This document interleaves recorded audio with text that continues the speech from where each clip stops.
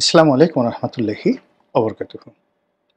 সম্মানিত দর্শক, বাংলাদেশের রাজনীতি, স্বাধীনতা, সার্বভৌমত্ব, এদেশের মানচিত্র, এদেশের জাতীয় পতাকা, সংবিধান, সকল কিছুর উপর শকুনের নজর পড়েছে। আপনারা যারা আন্তর্জাতিক খবরাখবর রাখেন, তারা মোরাললেস অনেকেই জেনে গেছেন যে পাকিস্তান এবং সেই দেশের যারা হর্তাকর্তা, তারা এই বাংলাদেশকে টার্গেট করে কী ধরনের ভয়ানক চক্রান্তে মেতে উঠেছেন। অতি সম্প্রতি পাকিস্তানের যে সেনাপ্রধান আসিফ মুনির, তিনি আমেরিকা থেকে একটি সাক্ষাৎকার দিয়েছেন এবং সেই সাক্ষাৎকারে তিনি যেটি বলেছেন যে আগামীতে ভারতের সঙ্গে যে যুদ্ধটি তারা করবেন, সেই যুদ্ধে তাদের যে শুরু, সেই শুরুটা হবে ইস্টার্ন রিজিয়ন থেকে, পূর্বাঞ্চল থেকে। বিষয়টা এতটা ভয়াবহ এবং ভয়ানক। আপনারা জানেন যে ভারতের সঙ্গে পাকিস্তানের যে সীমান্ত, সেটা হলো পাঞ্জাব এবং এই সীমান্তকে বলা হয় ওয়েস্টার্ন রিজিয়ন। পাকিস্তানের জন্য ওয়েস্টার্ন রিজন, ওয়েস্টার্ন ফ্রন্ট এবং যাকে বলা হয় ভারতের জন্য ওয়েস্টার্ন ফ্রন্ট। কিন্তু যদি ইস্টার্ন ফ্রন্ট বলা হয়, পূর্বাঞ্চল বলা হয়, সেক্ষেত্রে ভারতের জন্য ইস্টার্ন রিজিয়ন বলতে বাংলাদেশ এবং সেভেন সিস্টার।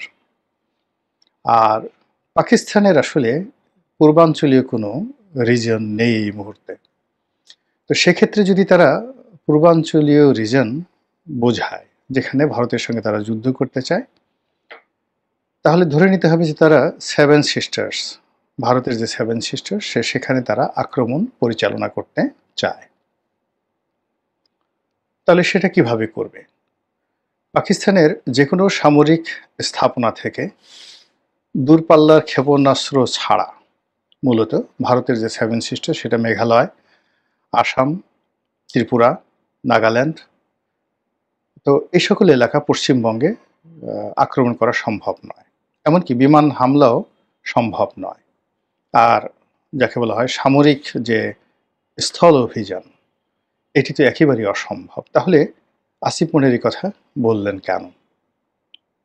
নিঃসন্দেহে তারা বাংলাদেশকে টার্গেট করেছে এবং সেই বাংলাদেশকে টার্গেট করে এখান থেকে ভারতের পূর্বাঞ্চলীয় যে রাজ্যগুলো রয়েছে, সেই রাজ্যগুলো আক্রমণের পরিকল্পনা যদি তিনি করে থাকেন, তাহলে তার এই যে ইস্টার্ন ফ্রন্ট, পূর্বাঞ্চলীয় রাজ্য, এই কথাটার সঙ্গে মিলে যায়।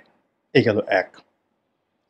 অতি সম্প্রতি যেটি বাংলাদেশের কয়েকটি পত্রিকায় রিপোর্ট করেছে, পাকিস্তানের থিঙ্ক ট্যাঙ্ক এবং সামরিক যে সূত্রগুলো, সেখান থেকে যেটি জানা যাচ্ছে সেটি হলো তারা পশ্চিম পাকিস্তান এই মুহূর্তে আবার পূর্ব পাকিস্তান নিয়ে চিন্তা ভাবনা করছে এবং বাংলাদেশ নিয়ে তারা আবার সেই পূর্ববঙ্গের যে মডেল, সেই মডেল নিয়ে চিন্তা ভাবনা করছে।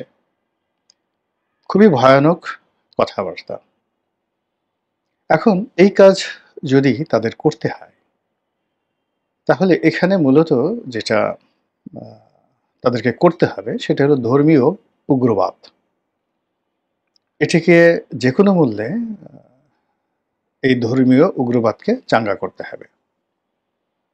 এখানে অনেকটা সেই যে বলা হয় আফগান স্টাইলে, তালেবান স্টাইলে সশস্ত্র বিপ্লব তাদেরকে করতে হবে। এমনি তো ধরুন যারা আগে রাজাকারের ট্রেনিং নিয়েছেন, আলবদরের ট্রেনিং নিয়েছেন, আর শামসের ট্রেনিং নিয়েছেন, তো এদের সংখ্যা কত আমরা এখনো পর্যন্ত কিন্তু জানি না। 1 লাখ নাকি 2 লাখ, যারা পাকিস্তান আর্মির সঙ্গে পাল্লা দিয়ে অত্যাধুনিক অস্ত্র চালনা প্রশিক্ষণ তারা লাভ করেছিল এবং পাকিস্তান সরকার থেকে প্যারামিলিটারি রূপে তারা নিয়মিত বেতন ভাতা পেত। এখন কতজন আলবদর আর শামস রাজাকার বেঁচে আছেন, কতজন মারা গেছেন, তাদের যে অস্ত্রগুলো, সে অস্ত্রগুলো কোথায় আছে? আমরা জানি যে 1971 সনে 16ই ডিসেম্বর যে জাতীয় মানে রেসকোর্স ময়দানে ভারত এবং পাকিস্তানের মধ্যে যে স্বাক্ষর শান্তি চুক্তি হয়েছিল, সেখানে 90,000 ভারতীয় মানে ভারতীয় সেনাবাহিনীর কাছে 90,000 পাকিস্তানি সৈন্য আত্মসমর্পণ করেছিল।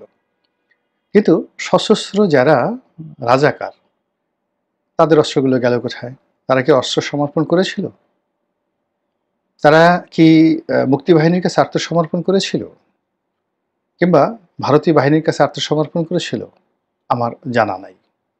আপনারা যদি জানেন তাহলে বলবেন। কিন্তু মুক্তিবাহিনীর কাছে যে অস্ত্র ছিল, তাদের সেই অস্ত্র বঙ্গবন্ধু শেখ মুজিবুর রহমান ঢাকার জাতীয় স্টেডিয়ামে একটি সম্মেলনের মাধ্যমে সেই অস্ত্র সমর্পণ করিয়েছিলেন।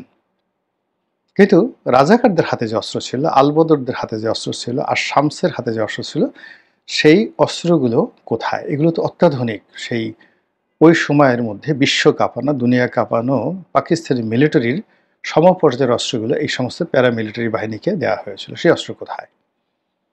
2 নম্বর হলো যে এইবার যে অস্ত্র লুট হয়েছে থানা থেকে, যে অস্ত্র লুট হয়েছে বিভিন্ন মহল থেকে, সেই অস্ত্রগুলো কোথায়? এইটি মিলা এই 2 অস্ত্র। 3 নম্বর হলো যে এই যে 10 ট্রাক অস্ত্র মামলা হলো, সেই 10 ট্রাক অস্ত্র তো আছে, কোথায় একটা আছে, সেই অস্ত্র কোথায়?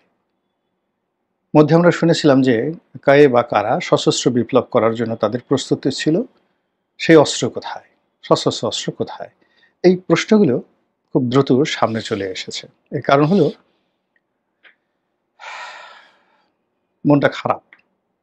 ডক্টর মোহাম্মদ ইউনূস এবং তারেক রহমান সাহেব একই ভাষায় জঙ্গিবাদের বিরুদ্ধে কথা বলেছেন, একই ভাষায় উগ্রবাদের বিরুদ্ধে কথা বলেছেন, আর তাদের দুজনকে 14 গোষ্ঠী উদ্ধার করে অনেকে গালাগাল করছেন। পরিস্থিতি কোথায় চলে যাচ্ছে?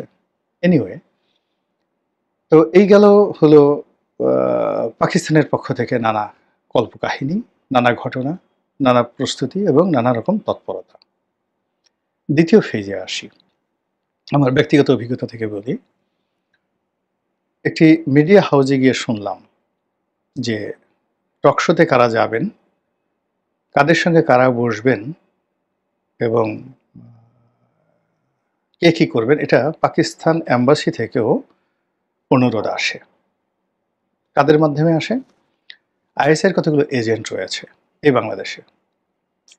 তো সেই এজেন্টরা এখন বেশ শক্তিশালী, যারা গণমাধ্যমে, বিশ্ববিদ্যালয়ে বিভিন্ন জায়গাতে যান। তো এরকম কয়েকজন আইএসআই এজেন্ট বিভিন্ন গণমাধ্যমে তারা প্রভাব বিস্তার করছেন এবং গণমাধ্যম কর্মী যারা টকশো, নিউজ এগুলো সব নিয়ন্ত্রণ করেন, তাদেরকে পাকিস্তান এম্বাসির, যাকে বলা হয় বরাত দিয়ে, পাকিস্তান এম্বাসি মূলত আইএসআই, বরাত দিয়ে এই গণমাধ্যমের উপর নিয়ন্ত্রণ প্রতিষ্ঠা করার চেষ্টা করা হচ্ছে এবং একটা পাকিস্তানের পক্ষে ভাইব তোলা, ভারতের বিপক্ষে ভাইব তোলা এবং পাকিস্তান প্রীতি তৈরি করার জন্য নীরবে যে কাজ করছে, তা গত সপ্তাহে আমি একটি নির্ভরযোগ্য সূত্র থেকে জানার পরে আমার সারা শরীর থরথর করে কাঁপছে।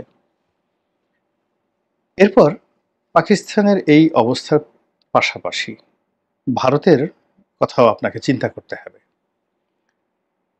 শেখ হাসিনা এবং তার পুরো টিম এই মুহূর্তে ভারতে রাজনৈতিক আশ্রয় আছে। ভারতে এই মুহূর্তে কতজন আওয়ামী লীগের নেতাকর্মী আছেন? 10,000, 20,000, 1 লাখ? আমার তো মনে আরও বেশি, কম করে হলে 5 লাখ।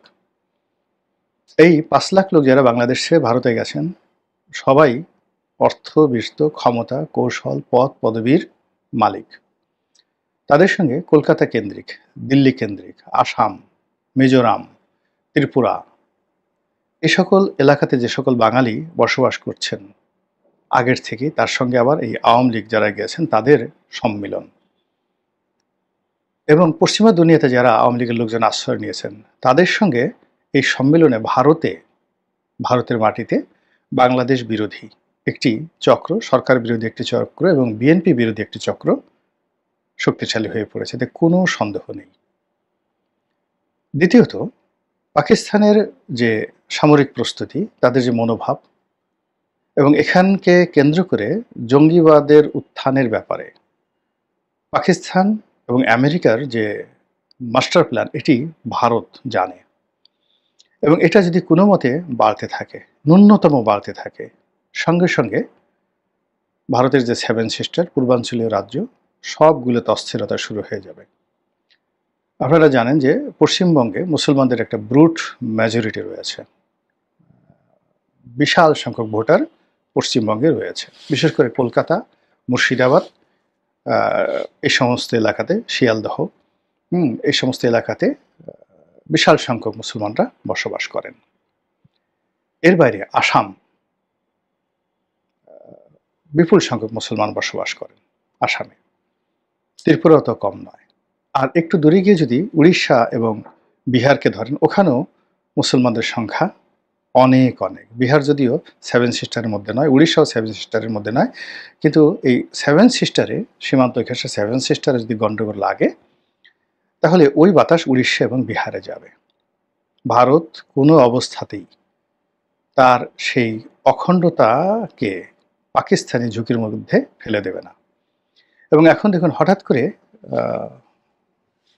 পাকিস্তানের সঙ্গে আমেরিকার বন্ধুত্ব চরমে, আর ভারতের সঙ্গে তাদের যে শত্রুতা সেটাও চরমে। এবং এটা আগেও মন ছিল, 50-এর দশক, 60-এর দশক, 70-এর দশক, 80-এর দশক পর্যন্ত পাকিস্তানের সঙ্গে আমেরিকার যে সম্পর্ক একেবারে যাকে বলা হয় হরিহরাত্মা, আর ভারতের সাথে মূলত সম্পর্ক ঐতিহাসিকভাবে রাশিয়ার।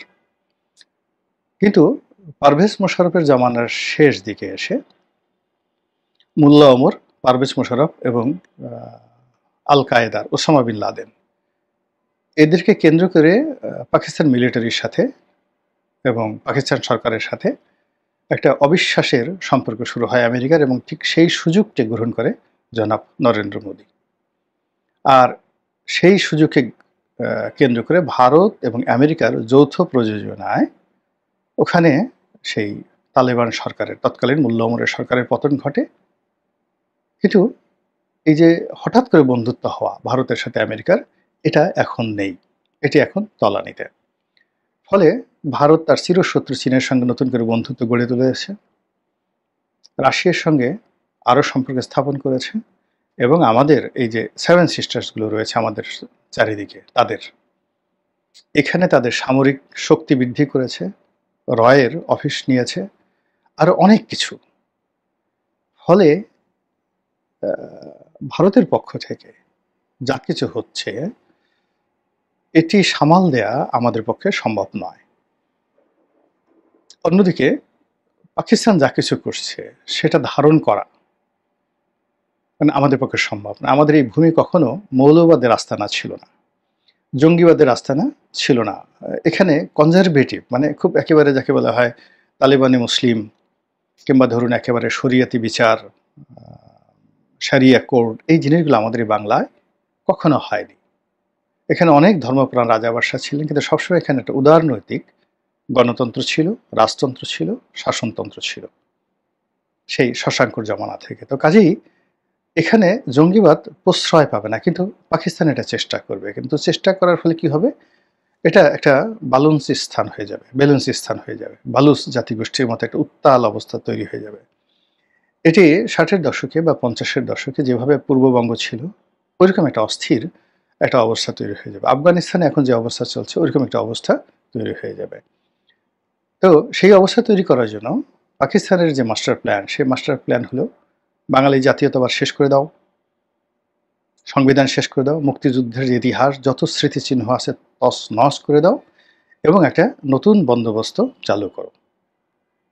এখন এই যে যা কিছু বললাম, ভারতের যা কিছু এবং পাকিস্তানের যা কিছু, তার সঙ্গে সঙ্গে বৈশ্বিক অবস্থা, আর আমাদের এই বাংলাদেশে যা কিছু হচ্ছে রাজনীতির নামে, পথে ঘাটে মাঠে, বিশ্ববিদ্যালয় প্রান্তরে, এবং এর সঙ্গে বিভিন্ন দেশি বিদেশি যারা চক্র, যারা বাংলাদেশের মুক্তিযুদ্ধের বিরুদ্ধে, সংবিধানের বিরুদ্ধে, বিএনপির বিরুদ্ধে, মুক্তিযোদ্ধাদের বিরুদ্ধে, জিয়াউর রহমানের বিরুদ্ধে, বঙ্গবন্ধুর বিরুদ্ধে, মানে যাদের শক্তিমত্তা রয়েছে এ দেশ চালানোর, তাদের সকলকে যাকে বলা হয় কাফের, মুনাফেক, চরিত্রহীন, ভারতীয় দালাল, এ সকল ট্যাগ দিয়ে, দুর্নীতিবাজ, চাঁদাবাজ, এ সকল ট্যাগ দিয়ে পুরো রাজনীতির ময়দানটিকে জঙ্গিবাদের জন্য একটা উর্বর ভূমি বানিয়ে ফেলছে। ফলে আমার কাছে মনে হচ্ছে জঙ্গিবাদ যেভাবে ধেয়ে আসছে, যার যার অবস্থান থেকে আমরা যদি সতর্ক না হই, তাহলে দেবালয়ে আগুন লাগতে খুব বেশি সময় লাগবে না। মহান আল্লাহ আমাদের সবাইকে হেদায়েত দান করুন এবং হেফাজত করুন। আসসালামু আলাইকুম ওয়া রাহমাতুল্লাহি ওয়া বারাকাতুহু।